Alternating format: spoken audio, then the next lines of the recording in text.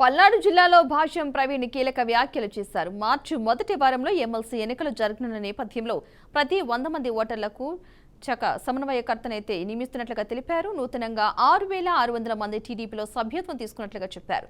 ₹1,00,000 శాశ్వత సభ్యత్వాలను 52 మంది తీసుకున్నట్లుగా తెలియజేశారు. సభ్యత్వాల నమోదులో పెదకూరపాడు నియోజకవర్గం 3వ స్థానంలో ఉందన్నారు. సహకార సంఘాల ఎన్నికలు మరో 6 నెలల్లో జరగనున్నట్లు వెల్లడించారు.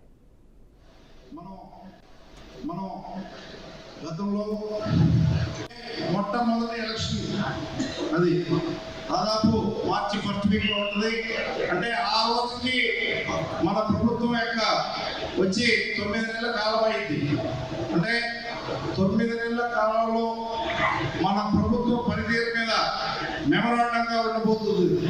అందువల్ల మనం దాన్ని లైట్గా తీసుకోకుండా ఎట్లా గెలిచేదే కదా అని దయచేసి ఎవరు నెగ్లెక్ట్ చేయొద్దు.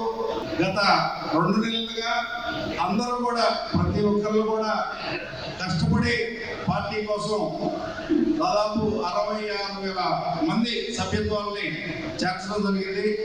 ముందుగా ఆ 66,000 మంది సభ్యులను చేర్చినందుకు మీ అందరికీ కూడా నా కృతజ్ఞతలు. ఇంకొక 4 రోజులు మాత్రమే ఉంది.